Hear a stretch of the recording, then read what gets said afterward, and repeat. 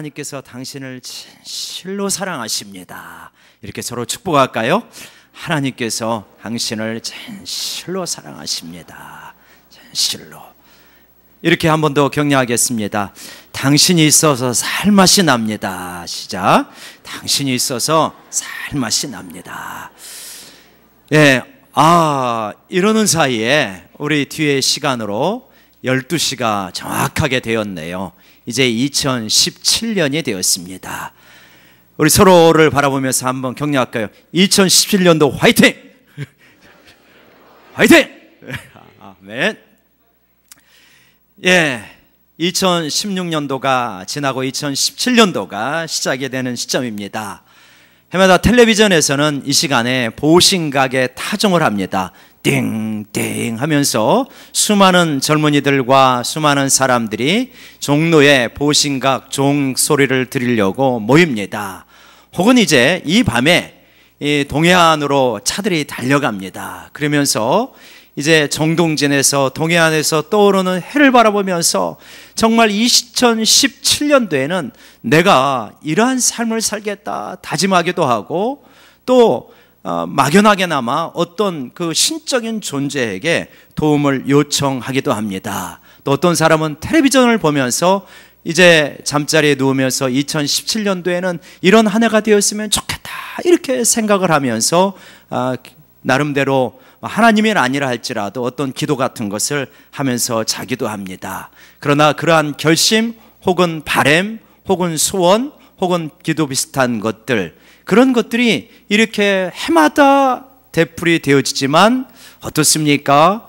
이제 한 달이 두다고 한 달이 지나고 두 달이 지나고 6개월이 되어지고 9개월이 되어지고 12월 정도가 되어지면 대부분의 사람들은 참 그렇게 결심은 했지만 내 인생은 어떻게 그 자리인 것 같다, 이러한 좀 아쉬움을 표현할 때가 많이 있습니다. 왜 그렇게 될까요? 그리고 진정한 우리의 어떤 변화, 이런 거는 어떻게 가능할까요? 저는 오늘 말씀을 통하여서 우리가 어떻게 하면 그러한 제자리에서 머무는 것 같은 그러한 삶, 그러한 신앙이 아니라 진짜 어떤 본질적인 변화가 이루어지는 그 삶으로 나아갈 수 있겠는가, 그런 부분들을 같이 나누고자 합니다. 시편 107편은 이스라엘의 역사를 배경으로 하고 있습니다. 광야에서 그들이 고통받으며 헤매였던 그 삶 속에서 하나님께서 구원하신 역사를 말하는데 4절과 5절에 보면 그들이 얼마나 고통받고 있는지를 말합니다. 뭐라고 그럽니까? 광야 사막길에서 방황을 하고 거주할 성읍을 찾지 못하고 줄이고 목말랐고 영혼이 그들 안에서 피곤하였도다. 여러분, 광야에서 방황을 하고 거주할 성읍이 없습니다. 오늘날 우리식으로 이야기하면 집이 없는 거예요. 거리를 떠돌고 있는 겁니다. 노숙자 신세 같은 거예요. 얼마나 기가 막힙니까? 그러니 심령에 너무 피곤하고 낙심한 거죠. 이스라엘 백성의 이 모습과 오늘날 우리 한국 사회, 지금도 광화문을 배회하고 있는 어떤 사람들, 또 한국 사회의 많은 사람들의 모습이 이와 비슷한 것이 아닌가. 또 우리 성도님들 가운데는 앞에 나온 간증과 또 타임캡슐의 좋은 어떤 이러한 성취와 이런 걸 보면서 참 부럽다, 혹은 이제 조금 더 극단적으로 생각이 진행이 되어지면 하나님은 나를 덜 사랑하시는가 봐, 저런 분들은 저렇게 응답하시고 나는 덜 사랑하시나, 이런 생각까지 들 수 있는 그러한 형편 속에 있는 분도 혹시 있을 수 있습니다. 그러나 여러분, 우리 하나님은 우리 모두를 사랑하신다는 걸 믿으시고 또 그 길을 같이 걸어가는 저희 모두가 되기를 원합니다. 이스라엘 백성은 지금 이렇게 힘들고 어려운 상태 속에 있을 때 어떻게 했습니까? 6절에 보면 이에 그들이 근심 중에 여호와께 부르짖음에 하나님께서 그들의 고통에서 건졌다고 말합니다. 여러분, 우리가 어렵고 힘들 때 우리의 무기는 무엇입니까? 우리의 무기는 낙심이 아니고 푸념이 아니고 한탄이 아니고 우리의 무기는 하나님 앞에 부르짖는 것입니다. 여러분, 정말 내가 어렵고 힘들 때 끝났다고 생각하지 마십시오. 우리에게는 절대적인 비전의 무기가 있는데, 그것이 뭐냐면 하나님께 부르짖는 것, 하나님께 승부수를 던지는 것입니다. 부르짖게 될 때 하나님께서 이스라엘 백성을 그 곤란과 환난에서 건져내셨다라고 이렇게 말씀하고 있습니다. 여러분, 저는 목회 생활을 이렇게 쭉 하면서, 제가 목회를 전도사부터 시작하면 94년도부터 시작을 했는데 20년이 넘었습니다. 이러한 목회 생활을 통해서 보면 참 어렵게 살아가시는 분들 많습니다. 말 못할 기가 막힌 사정들을 가지고 살아가는 분들이 참 많습니다. 하루하루 살아가는 것이 어떻게 살아갈까 걱정이 될 수 있는, 걱정할 수밖에 없는 그런 상황 속에 있는 분들도 여러 분 계십니다. 그런데요, 이러한 상황 속에서 정말 어쩔꼬 그런 상황 속에서 분명한 갈래길이 있더라고요. 갈림길이 있어요. 어떤 분들은 그런 기가 막힌 상황 속에서 낙심하고 하나님 앞에 기도하지 않는 그러한 경우가 있고요. 어떤 분들은 너무 힘들지만, 기도도 잘 안 되지만 하나님 앞에 나와서 주여 주여 탄식하면서 기도하는 것입니다. 우리 정집사님 간증을 했지만 정말 기가 막힌 상황 속에서 나와서 예배드리며 주여 주여 탄식하는 시간을 여러 번 지켜보았습니다. 기도가 얼마나 능숙하게 잘 되겠습니까? 얼마나 부르짖고 하겠습니까? 너무 힘들면요, 부르짖는 것도 안 돼요. 사실은 그냥 주여 주여 단달마의 외침밖에 안 됩니다. 그런데 그렇게 주여 주여 단달마처럼 외치면서 주님 앞에 엎드릴 때 하나님이 즉각적으로 응답하지 않는 것 같아도 하나님이 다 보고 계시더라는 거예요. 하나님께서 기억하고 계시더라는 거예요. 여러분, 환난 중에 있다면 여러분 꼭 이것을 기억하시기를 바랍니다. 무엇입니까? 부르짖으면 하나님께서 구원하십니다. 한번 외쳐봅시다. 시작. 부르짖으면 하나님께서 구원하십니다. 지금 부르짖을 수밖에 없는, 심지어는 부르짖음이 안 나오는 형편이라고 한다면 하나님 앞에 나와서 엎드리시기 바랍니다. 그리고 부르짖을 수 있는 힘이 있다면 하나님께 부르짖으시기 바랍니다. 그러면 하나님께서 구원하십니다. 자, 그런데 구원하시기는 구원하시는데 중요한 한 가지 우리가 기억해야 될 게 있습니다. 하나님께서 구원하시더라도 우리가 원하는 시간대에 우리가 원하는 방식대로 구원하시는 것만은 아니더라. 지금 우리 성민 형제가 나와가지고 그 지혜자매가 나와가지고 지혜자매가 5가지 기도 제목을 이렇게 하나님께 아뢰했는데 다 그대로 응답되었다. 정말 기가 막힌 경우죠. 그러나 늘 저렇게 되는 것만은 아니죠. 그렇죠? 때로는 내가 원했던 타이밍하고 너무 다를 수가 있어요. 내가 원했던 방식하고 너무 다르게 응답하기도 합니다. 예를 들어서 요셉이 애굽에 팔려가고 보디발의 집에서 시종으로 살아가게 될 때, 그러할 때 요셉의 기도는 무엇이었을까요? 하나님, 나를 불쌍히 여겨주셔서, 아브라함의 하나님, 나를 긍휼히 여겨주셔서 빨리 내 아버지의 집으로 돌아가게 해주십시오. 이게 기도였을 거예요. 그게 정상적인 기도죠. 10대 후반에 20대의 초반에 젊은이라면 그렇게 기도하지 않겠습니까? 그런데 그 기도에 하나님이 응답하셔요. 응답하시는데 아버지와 형들을 만나는데 요셉이 생각했던 장소가 아니고 요셉이 생각했던 시간이 아니에요. 시간은 너무 뒤에, 10년이 지난 뒤에 만나게 되었습니다. 장소는 자기 집에 가서 가나안 땅에 가서 만날 줄 알았는데 아니었어요. 애굽 땅에서 만나게 되어집니다. 이게 다르더라.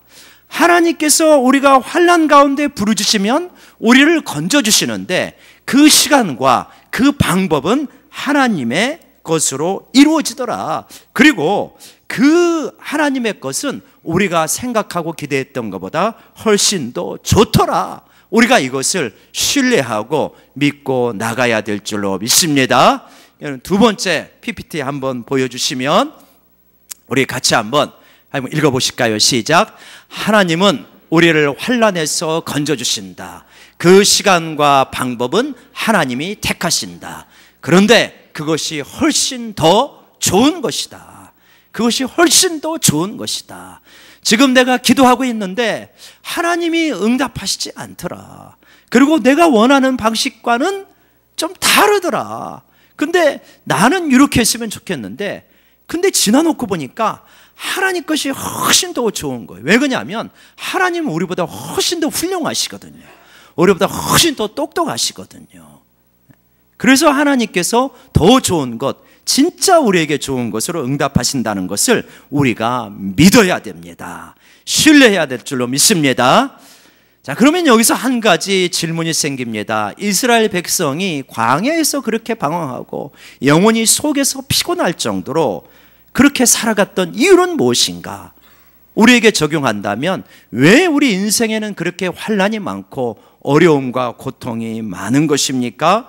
그 이유를 10절과 11절에서 말하고 있습니다. 10절과 11절을 보면 사람이 흑암과 사망의 그늘에 앉으며, 사망의 그늘에 앉은, 이 얼마나 기가 막힙니까? 죽음의 깊은 어둠이 10년 가운데 가득 차 있다는 거예요. 곤고와 쇠사슬에 매임은 자유롭지가 않아요. 너무 얽매이는 것이 많아서. 기가 막히죠? 왜 그렇게 됐다고 안 합니까? 11절 우리 같이 한번 읽어볼까요? 시작. 하나님의 말씀을 거역하며 지존자의 뜻을 멸시함이라. 왜 이렇게 되었답니까? 하나님의 말씀을 거역하고 지존자의 뜻을 멸시하기 때문이다. 저는 송구영신 예배를 준비하면서 하나님께서 기도 가운데 제 머릿속에 떠오르게 하는 그러한 장면이 있었습니다. 여러분, 송구영신 예배 많이 들으셨죠? 그리고 어떠면 그 예배를 드릴 때마다 굉장히 어떤 결심을 하고 또 각오를 다지고 그랬을 것입니다. 그런데 그 결심과 각오가 오래가지 못하고 어떤 본질적인 변화가 일어나지 않을 때도 많이 있으셨을 것입니다. 그거를 하나님께서 저에게 깨닫게 해주셨어요. 저는 송구영신 예배를 드릴 때 이 장면이 생각났습니다. 1995년 거리에는 이런 음악이 아주 이렇게 어디 가나 들을 수 있게 퍼지고 있었습니다. 우우우우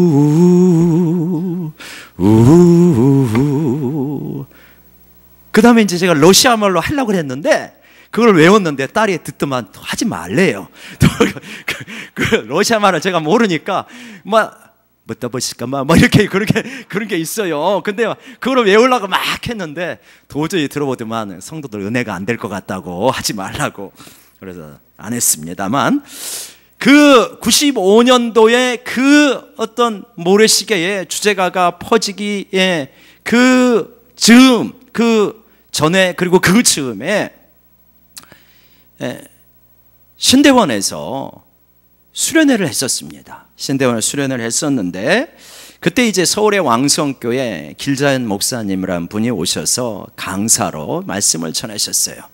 근데 이제 강사로 말씀을 전했는데, 그분이 이제 설교를 다 하신 다음에, 요나서 설교를 하신 다음에 이제 신대원 성들에게 눈을 감아라, 그리고 도전을 하기 시작했습니다. 여러분 가운데 신학교에 왔지만 아직도 분명하게 하나님께서 나를 부르셨다고 하는 확신이 안 들고, 의외로 신학교에 그런 사람이 많습니다. 확신이 안 들고 내가 하나님이 부르신 줄은 알겠는데 도대체 목회를 할 자신이 없고, 뭔가 내 심령의 불이 지금 제대로 붙어있지 않은 사람들은 손을 들어라, 내가 기도해 주겠다. 그래서 손을 들으라고 하니까 이제 제 마음이 좀 그때 어려웠어요. 그래서 손을 들었어요. 그때 또 일어서래요. 그래서 일어섰습니다. 그러면서 이제 또 우리 김 목사님이 간절하게 기도를 해줬어요. 그러면 그냥 그런가 보다 하면 될 거 아니에요. 우리 기숙사에 있는 같은 방에 있는 친구들이 눈을 또 이렇게 두고 누가 들어서나 이렇게 또 보잖아요. 그때 이제 박전도사가 일어서 있는 거예요. 그래갖고 그날 저녁에 세상에 박전도사가 난 일어설 줄 몰랐다, 뭐 그래가지고 아무튼 그때 기억이, 인상이 많이 남아있어요. 제가 그 장면이 하나님께서 떠오르게 해주시더라고요. 그러고 나서 이제 23년이 흘렀어요. 많은 변화가 있죠, 신분의 환경에. 그리고 나서 많은 책을 읽었습니다. 많은 공부를 했습니다. 이야기할 거리도 참 많습니다. 그런데 그때 그때 일어섰던 그 내면의 본질과 23년이 지난 지금 내면의 본질은 정말 차이가 나는가? 그때도 비틀거리고 혹시 지금도 자주 비틀거리는가? 이런 질문을 하나님께서 저에게 던지시는 거예요. 그러면서 깨닫는 거예요. 그때보다 나아지기는 했지만 본질적으로 뭔가 정말 진정한 어떤 변화, 성장 굉장히 더디구나. 왜 그러냐? 도대체 무슨 문제가 있느냐? 이걸 가지고 하나님 앞에 오랫동안 씨름을 하면서 기도를 하는 가운데 깨달은 것입니다. 그건 뭐냐? 본질적으로 하나님을 믿고 있지만 지존자의 뜻을 멸시한다. 지존자는 지극히 존귀한 분, 가장 훌륭하신 분이잖아요. 그분의 뜻을 믿는 것 같고 따르는 것 같지만 순간순간 기회만 있으면 지존자의 뜻은 내려놓고 내 뜻대로 가더라는 거예요. 하나님을 왜 안 믿겠습니까? 늘 말씀을 읽고 늘 말씀을 한두 시간 묵상을 하는 사람인데, 그런데도 기회가 있고 틈이 있으면 지존자의 뜻이 우선이 되는 것이 아니라 어디서 슬그머니 내 뜻이 우선이 되어지고 내 욕심이 나오더라는 거예요. 그리고 그런 가운데서 결단을 하고 열심을 내고 부전을 내고 그런다 한들 사실은 늘 어떻게 보면 본질의 변화가 없기 때문에 그 자리에 머무르더라. 그래서 하나님이 우리의 전부이신데 하나님이 전부가 아니고 하나님 말고 다른 것들이 하나님보다 자꾸 앞서는 경우들이 있습니다. 구체적으로 저를 포함한 우리들이 사랑하는 것은 하나님도 사랑하지만 너무 수시로 자주 사랑하는 것들이 있는데 바로 이러한 것들입니다. 돈이라든가 권력이라든가 쾌락이라든가 성이라든가 이런 것들을 우리들이 정말 사랑하는 거예요. 그리고 이러한 것들이 현상적으로 삶의 열매로 나타나는데 그 밑바닥에 그 내면 속에 이것이 굉장히 강하게 자리를 잡고 있습니다. 예수님께서 아무든지 나를 따라오거든 자기를 부인하라고 그랬는데 그 자기 부인이라는 게 뭐냐는 거예요. 자기는 뭐냐면 우리 속에 강하게 어떤 뿌리를 가지고 있는 이 두 가지 속성이 있는데 이게 자기의 대표적인 속성입니다. 그게 뭐냐면 교만과 욕심입니다. 한번 따라오시다. 교만과 욕심. 교회 나오고 찬양을 하고 기도를 하고 성경을 읽어도 이 교만과 욕심을 십자가에 못 박지 않으면 제자리입니다. 지식은 드러나고 교회에는 굉장히 익숙하지만 제자리예요. 교만과 욕심이 빚어내는 대표적인 형태가 무엇입니까? 경쟁입니다. 시기입니다. 질투입니다. 왜 이런 것들이 나오는 줄 아십니까? 교만과 욕심 때문이에요. 내가 높아지고 싶은 거예요. 내가 잘나고 싶고 내가 우월해지고 싶고 내 자녀가 다른 자녀보다는 앞서야 되고 이러한 모습들, 이 교만과 욕심이 내 안에 굉장히 강하게 자리를 잡고 있고 죽었다 생각했는데 십자가에 못 박았다 생각했는데 언제 조금만 방심하면 또다시 튀어오르는 거예요. 우리 어렸을 때 그런 놀이를 많이 했잖아요. 이렇게 풍선 같은 걸 부어가지고 물속에 이렇게 집어넣으면 이게 막 눌렀다가 조금만 저기 하면 툭 튀어나오고 그러지 않습니까? 마치 그와 같은 거. 터지지 않는 거예요. 바늘로 터지지 않고 터진 줄 알았는데 들어갔다가 순간 교만, 순간 욕심. 그러면서 이것이 돈 사랑, 권력 사랑, 쾌락 사랑으로 자꾸만 나타나는 거예요. 하나님을 안 사랑하는 것도 아니고 말씀대로 살고 싶지 않은 마음이 있는 것도 아니고 말씀대로 살고 싶고 하나님도 사랑하고 순종하면서 정말 믿음으로 살고 싶은데 이 진짜 어떤 제대로 된 중생, 제대로 된 변화, 본질의 변화가 이루어지지 않고 흉내만 내게 되어질 때는 겉의 모습은 바뀌는 것 같지만 본질적으로는 안 바뀌고 그렇게 되지면 어떻게 되냐면 내면 속에 뭐냐면 공허가 있습니다. 진정한 만족이 없어요. 평화가 없습니다. 굉장히 쫓기게 되어집니다. 왜냐? 예수님은, 하나님은 인격적이신 분이기 때문에 우리를 강제로 비집고 들어오시지 않아요. 우리의 이 자아, 교만과 욕심으로 똘똘 뭉치고 돈과 권력과 이 쾌락을 사랑하는 이거를 내가 진정한 인격적인 고백 속에서 하나님 앞에 내려놓지 않는 한은 하나님은 우리를 진정으로 다스려 주실 수가 없는 것입니다. 우리 다음 PPT 보여주시면 바로 이것입니다. 우리 같이 한번 읽어볼까요? 시작. 내 마음을 내어드려야만 주님께서 오시기 때문입니다. 내 마음을 진정으로 내어드리고 내 자아를 진정으로 하나님께 드려야만 주님께서 진정으로 오시고 진정한 왕이 되시고 우리를 다스려 주기 시작합니다. 그리고 그렇게 다스려 주시는 가운데는 놀라운 평강과 자유함과 신비한 천국의 역사들이 누려지기 시작하는 것입니다. 이것이 이제 많아지면 어떤 깨달음을 얻게 되냐면 본질적으로 내가 변화되고 있구나. 옛날엔 흉내냈는데 그게 아니구나. 여러분 이렇게 막 우리가 그런 사람 없습니까? 예, 아마 많으실 거예요. 이렇게 막 써가지고 옛날에는 그랬잖아요. 써가지고 붙여놓고 뭐 이렇게 흰띠 두르고 이제 좀 더 극단적이면 혈서 써가지고 새해는 뭐 이렇게 하겠다. 막 이런 거 많이 했잖아요. 됩니까? 잘 안 돼요. 저도 뭐 그런 거 여러 번 해봤습니다만 잘 안 돼요. 도로그제래요. 하나님은 그렇게 하라는 게 아니에요. 하나님은 그렇게 하라는 게 아니고 그렇게 해가지고 너희가 결단하고 결심해가지고 바꿀 수 있는 게 아니다. 네 자아를 주님 앞에 내어드려라. 그리고 주님을 진정으로 모시고 그분을 제대로 믿어라. 그러면 그분께서 너 이끌고 가신다는 거예요. 너를 본질적으로 변화시키고 네가 그렇게 원하는 자유와 평화와 진정한 천국을 맛보는 것이 이 땅에서 이루어지게 될 것이다. 여러분, 이 역사가 우리 모두 가운데 있기를 원합니다.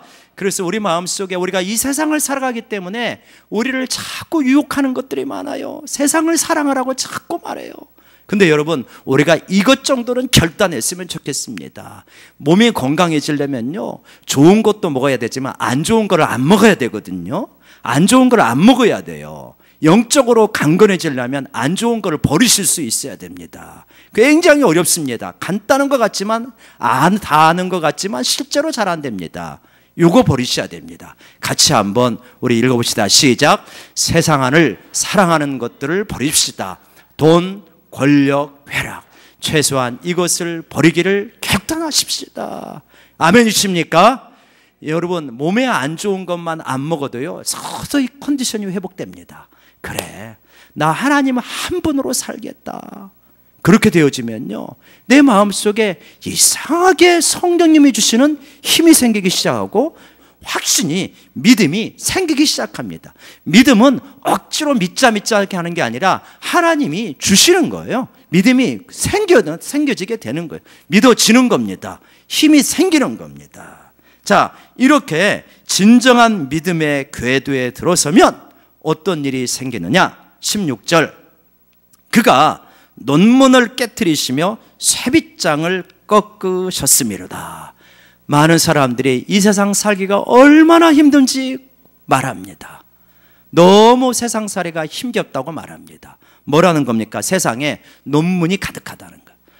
논문에다가 쇠빗장으로 막아버렸다는 거예요. 어떻게 논문을 깨트립니까? 쇠빗장을 어떻게 걷어냅니까? 어떻게 그걸 깨트리고 저 성을 차지하겠습니까? 못 차지합니다. 그런데요, 우리가 믿음의 궤도에 들어서서 하나님께서 우리를 이끌어 가시면 까불지 말라는 거예요. 논문, 쇠빗장, 한여름날에 얼음 녹듯이, 아이스크림 녹듯이 논문과 쇠빗장 까불지 말고 사라지게 된다는 거예요. 여러분, 우리 하나님의 이 전능하심을 믿는 저희 모두가 되기를 원합니다. 그 역사가 일어나게 된다. 그래서 실제로 그렇게 하나님께서 내 인생을 주관하시고 내가 본질적으로 변화됐기 때문에 믿음이 생기고 내 마음에 평화가 밀려오면서 어떻게 되어집니까? 이제 하나님의 구원의 역사, 믿음의 역사가 구체적으로 이루어지기 시작합니다. 이스라엘 백성이 가나안 땅을 차지했던 것처럼 믿음으로 살다 보니까 하나님께서 우리가 가나안 땅을 차지하는 역사를 일으키시는 거예요. 그러면서 우리가 그러한 우리의 인생을 바라보면서 우리는 뭐라고 말하냐? 여호와께 감사하세. 그는 선하시며 그 인자하심이 영원합니다 라고 이렇게 우리는 고백하게 되어지는 것입니다. 고백하게 되어집니다. 고백을 억지로 하는 게 아니라 삶이 그렇게 풀려나가게 되어 있습니다. 사랑하는 여러분, 올 2017년도에 바로 이와 같은 진정한 내 내면이 이제 본질적으로 바뀌기 시작하면서 그리스도가 이끌어 가시고 하나님이 다스려 주셔서 정말 하나님의 구원의 역사를 너무나 마음껏 체험하고 하나님의 선하심과 인자하심을 자랑스러워하고 또 그거를 외칠 수 있는 우리 모두가 되시기를 주의 이름으로 간절히 축원합니다. 주께 감사하세. 그는 선하시며 그 인자하심이 영원함이로다. 우리 이 찬양을 같이 부르십시다.